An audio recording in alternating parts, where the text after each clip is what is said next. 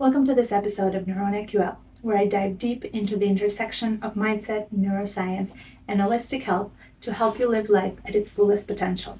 In this episode, I have the honor of speaking with Dr. Sajjad, a great OBGYN who has expanded her practice to incorporate integrative medicine. Dr. Sajjad's unique approach goes beyond treating symptoms. She looks at the whole person, mind, body, and spirit. In this episode, we'll be focusing on preparing for a healthy pregnancy. We'll cover everything from preconception health, genetic counseling, essential vitamins and nutrients, to managing mental and emotional health during pregnancy and postpartum recovery. Dr. Sajjad's journey into medicine began in a more conventional setting as an OBGYN, but she soon realized that true health required more than just treating the symptoms. After attending various conferences and learning more about holistic health, she became board certified in integrative medicine and now provides comprehensive care that includes nutritional guidance, lifestyle changes, and emotional support for her patients. In this episode, she walks us through the importance of preparing the body before conception, how to approach pregnancy with a balanced and healthy mindset, and the ways integrative practices can support a healthy pregnancy and recovery.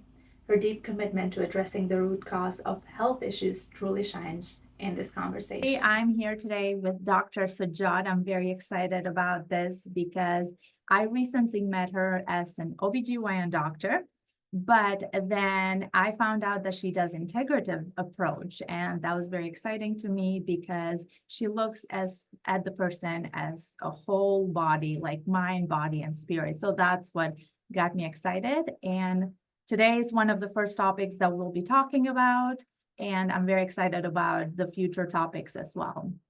Hi, Dr. Sajjad. Hi, so nice to have you. Thank you. Thank you for accepting the invitation in here. And I think it'll be interesting for a lot of people that think there's only one way to do medicine, and you focus in so many areas, and it's very exciting to see that. Yes. I mean, I like to apply my holistic approach to the patient. I don't just treat the symptoms. I want to, get to the root cause of their problems.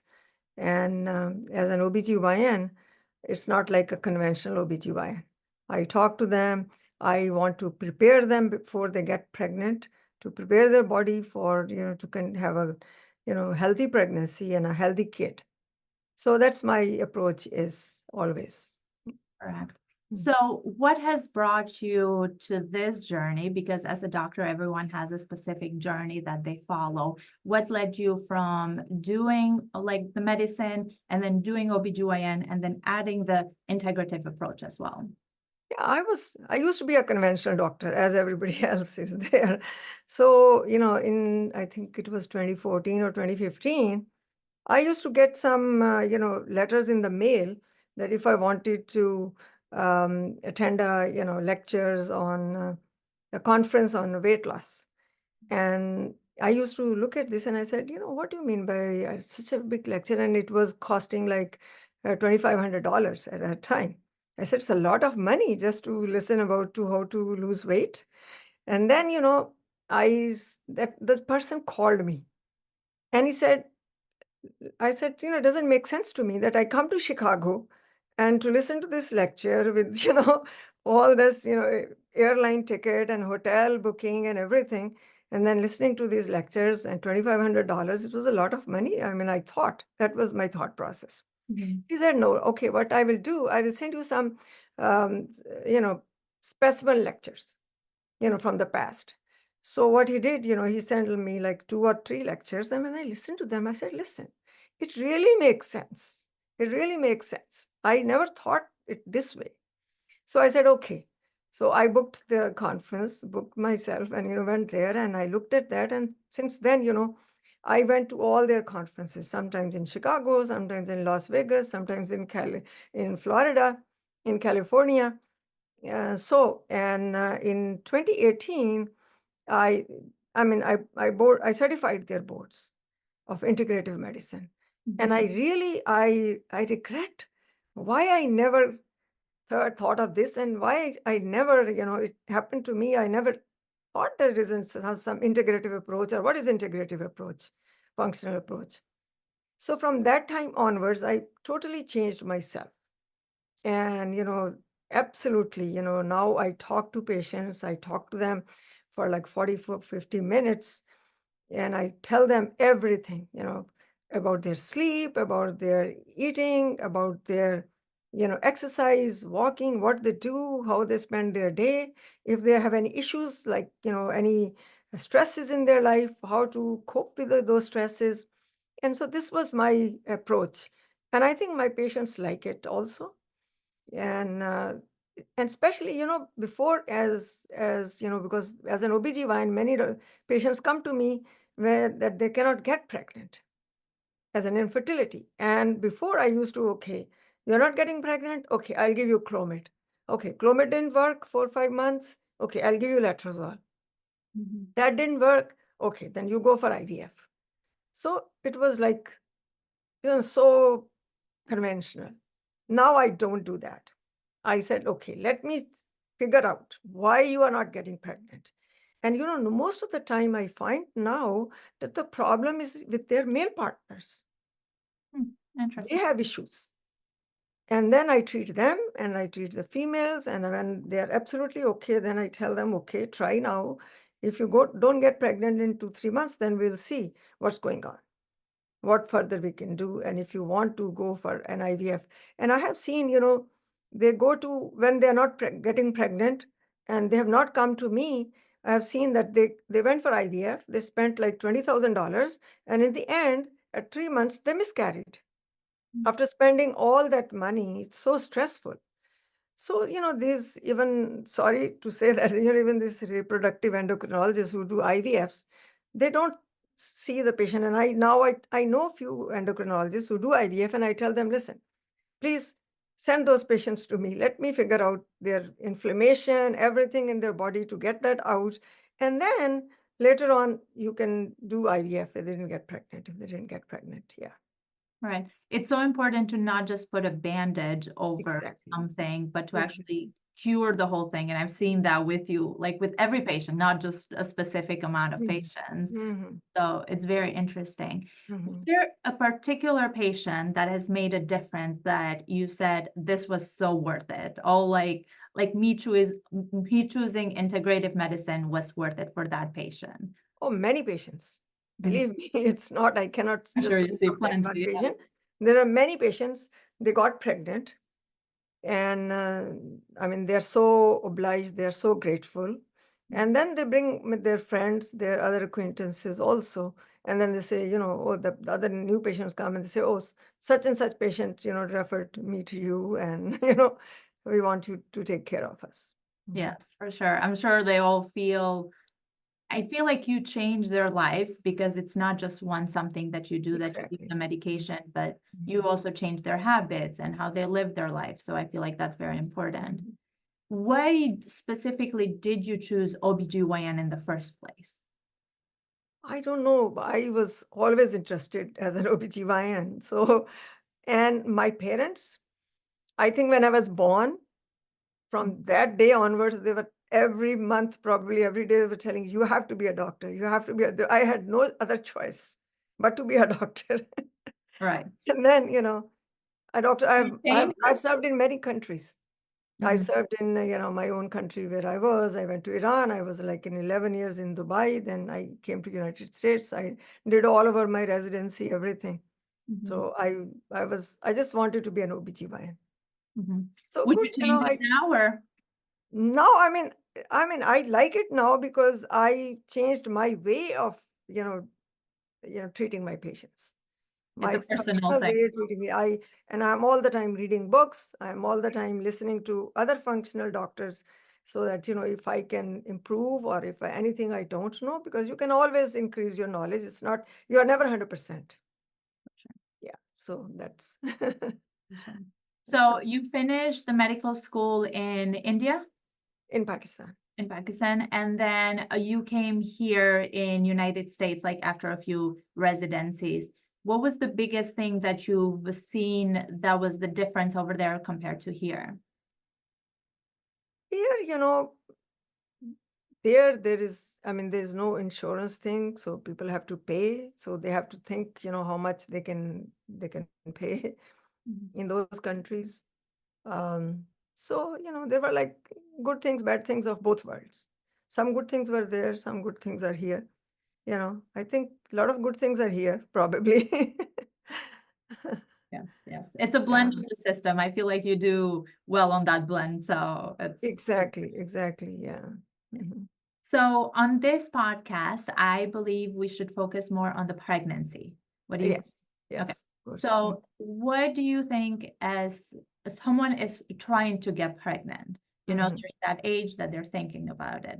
What is one of the first things or like the few things that they should keep in mind and to follow? Yeah, first of all, I think they should have their examination done. They should come to a doctor Mhm. instead of getting married and trying to get pregnant. I think they should come to the doctor and see if everything is okay. Their hemoglobin is okay, their vitamin D is okay, their vitamin C is okay, their B complex, everything, your minerals, everything is okay. And I think if everything is up to the mark, optimal levels, then and the husband also, I think at least he should come and see. I should have to have a look at him.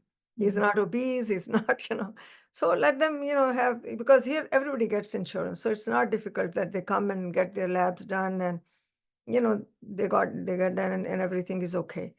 So that's what I think. They should first prepare their body to get pregnant and then go for pregnancy. And if by chance they do get pregnant, they should come as early as soon as possible, Mhm. so that we can see that everything is okay. They are not deficient in nutrition and other uh, vitamins and other nutritionally. Their hemoglobin levels are good.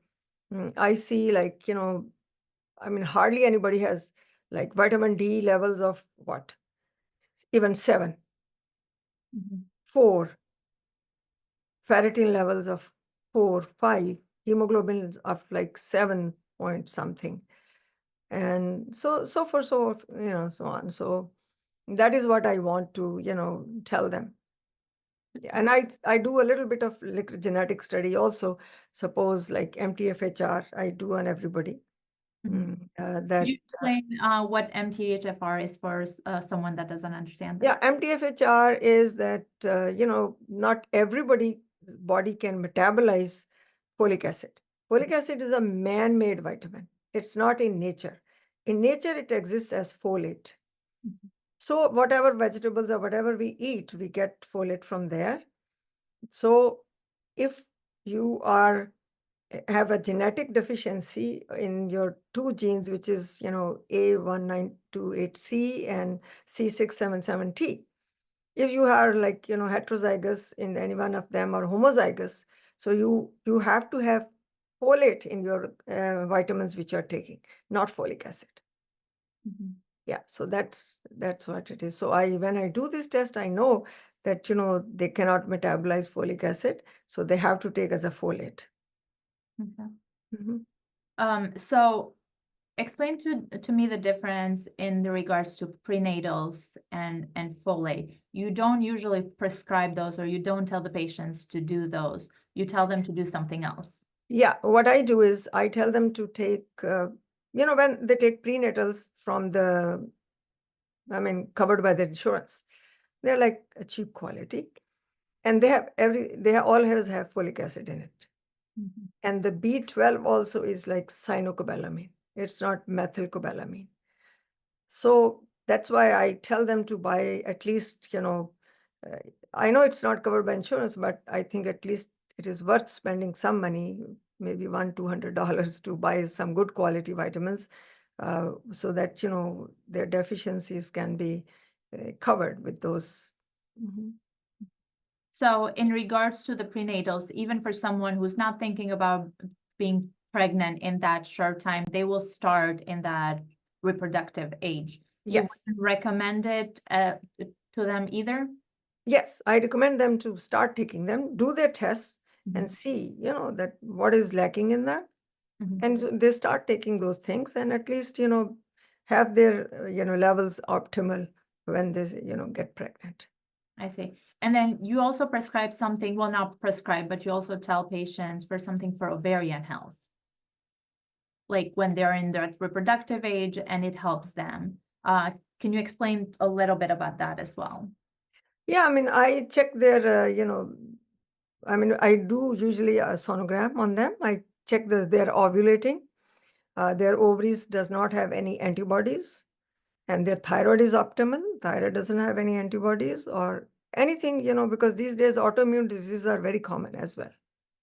So I do a complete checkup on them. And if I find some, like, what about their lead levels? The other day I had a patient um, who was coming to me. She's from Nepal, and her lead levels for was uh, I don't know, 7 or 8. And usually what recommended in the labs is less than 2. And she had one son who was like about 7 plus. I asked that, boy, what's your name?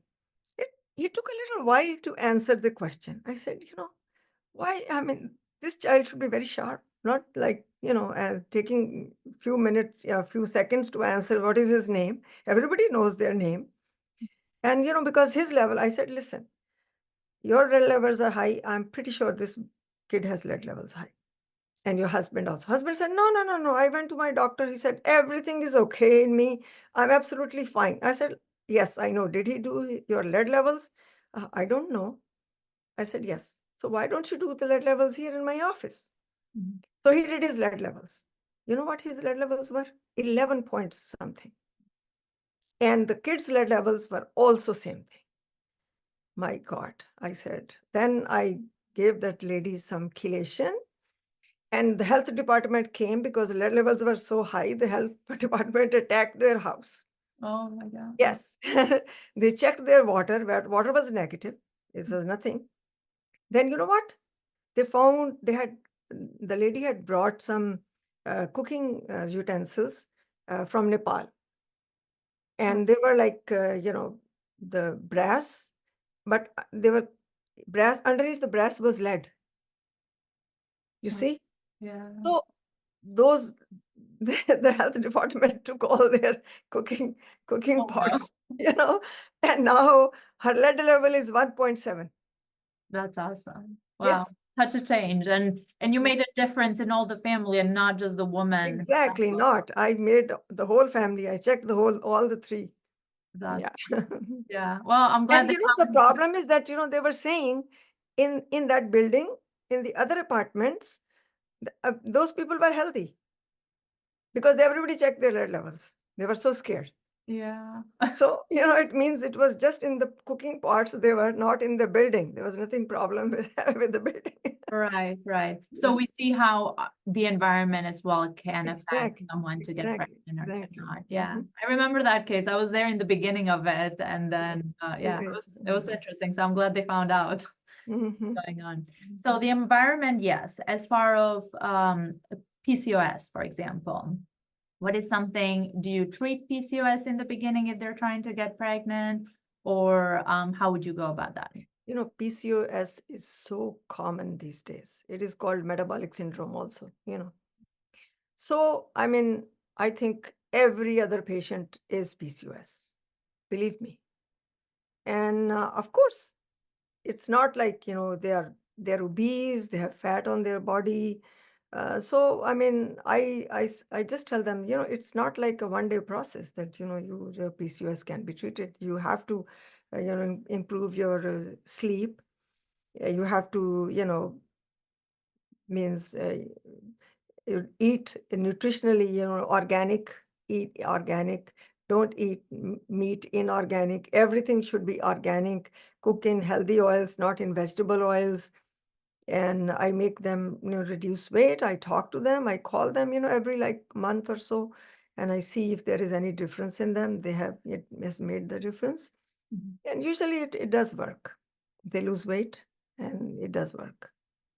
So once they lose weight, like I Yeah. could see that they can become Yes. pregnant. Yeah. Oh, And they and start ovulating. And once they start ovulating, they get pregnant. right, And right. plus, I have to see their husbands also. It's not only, I do not just tell that the problem is in the woman. Many times I see the problem in the men as well. or maybe just in the men. Mhm. Yes.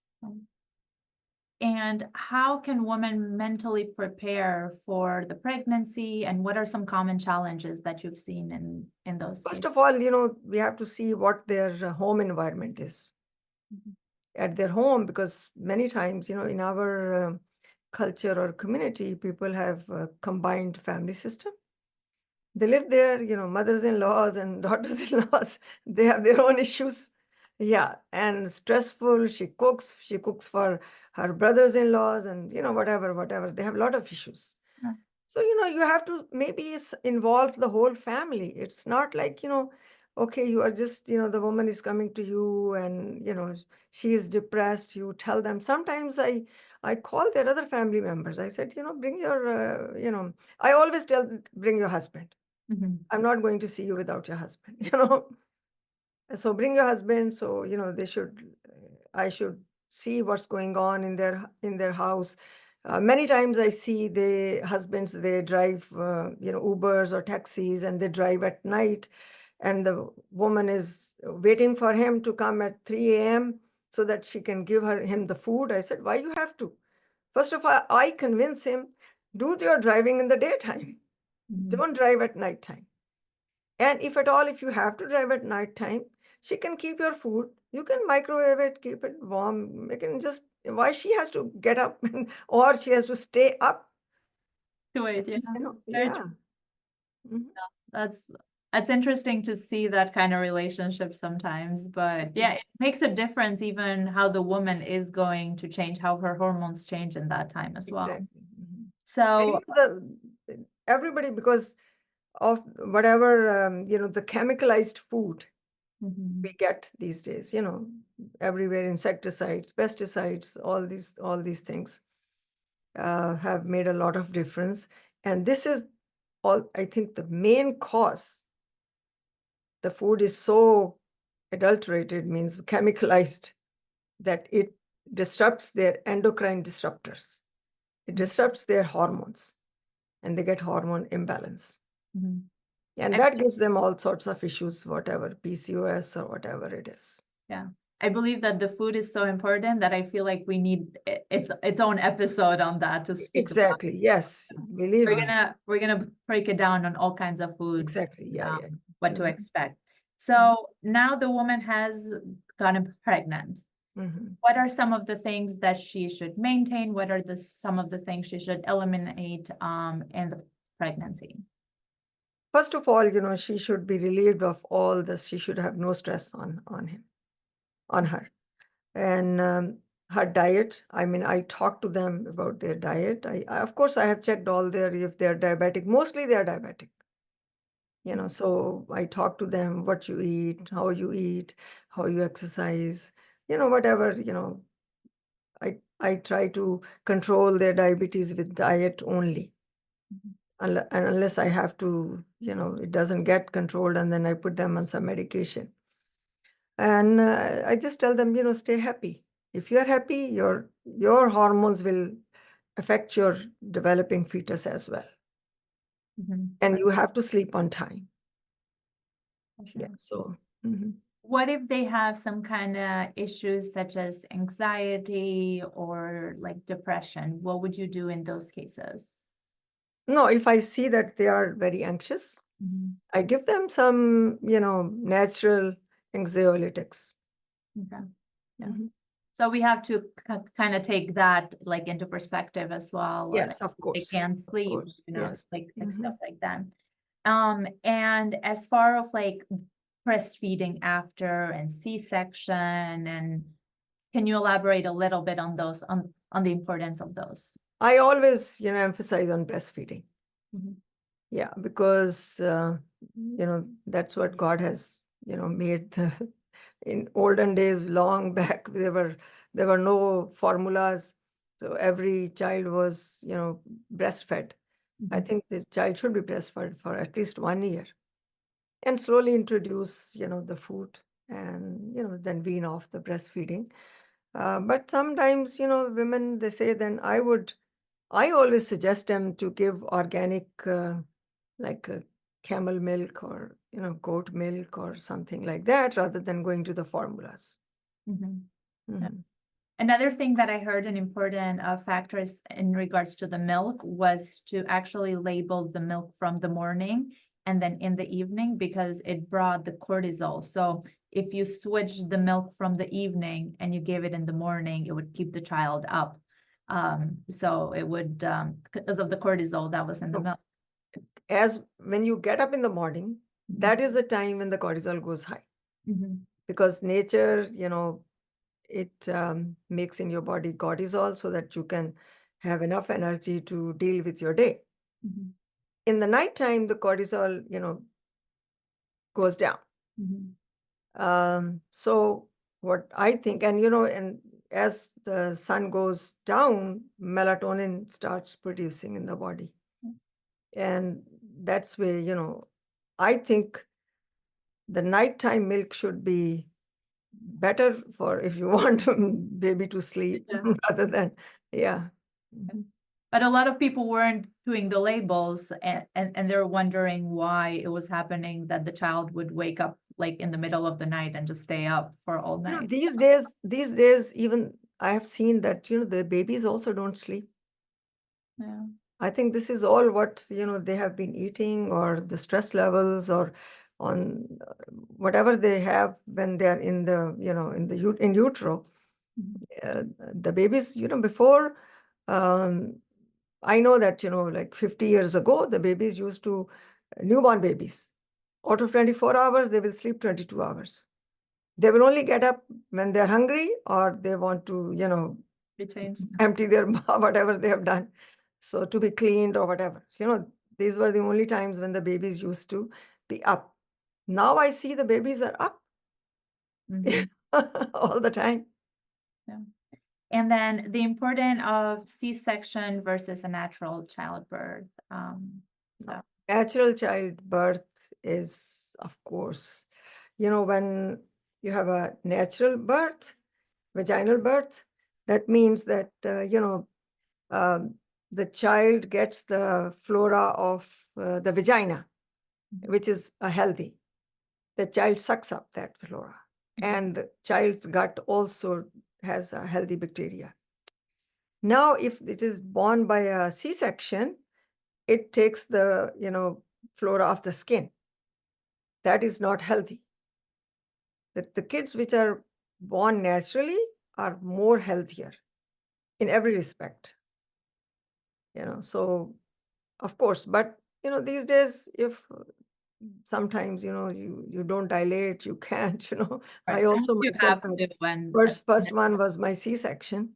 Mhm. I could not dilate, like I was strong contractions, but cervix was not dilating, Mhm. so they had no choice but to do a C-section. Is it always that once you do a C-section, you have to No, keep doing my that? second one was a normal. Okay. What are the, because I've seen a lot of hospitals that they do in here. Is there something that you have to provide to say that I want to like a natural? Because it's usually an automatic thing. No, no, no, no. It's not an automatic thing, unless you have like two C-sections. Excellent. Okay. Then they will not try. But it depends on the doctors also, Okay. because some doctors, C-section is very easy. Mhm. Half an hour, done. Yeah. You don't, but then And you have to suffer some consequences I after. I know in the beginning, my God, I had to be always in the hospital, 2 o'clock getting calls, and then go there and still the patient, oh, the patient is almost getting fully dilated. Come, come, come. Go there and sitting there. Patient is not getting fully dilated. Well, And in the end, maybe ending up in a C-section. So, yeah. here in the United States, um, because there is a lot of sue system as well. Mhm. This is also a big problem. It's not that, suing the doctor is, that's why then doctors also say, okay, they sue, why should we care? Yeah. So that's why I think doctors also have changed their attitude. Mhm. Yeah. Mhm. We just have to find the good doctors like you. So Yes, yes. I think they still exist. It is harder to find the good doctors It that is harder to find. It is harder to find, but I know some doctors which are really, I know that if they are there, it means if the C-section is done, that is really was needed a C-section. Mhm. Otherwise, they will try to deliver the patient vaginally. For sure. Mhm. My other question was in regards to some of the exercise. Some exercise is always a little bit good for the person. What is some healthy exercise that the pregnant woman can do? Well, they can do walking. Walking anytime. Yeah. Okay. Mhm. Would they still be able to do any cardio or anything like that as long as they're I being don't think they exercised, should do or- cardio. Cardio is very, it's not that easy, even for non-pregnant person. Yeah. So just walking as long as they walk. Is As there a long as they specific walk and, they amount of can time? walk not like the whole day sitting or something, doing something. Yeah. Okay. Mhm. And as far as postpartum depression and anxiety, what are some things that you would suggest? Because a lot of patients come from like one chapter of their life, they go to another, and it's so different. Yeah. Postpartum depression also, I don't think they will get postpartum depression if they are nutritionally optimal during their pregnancy.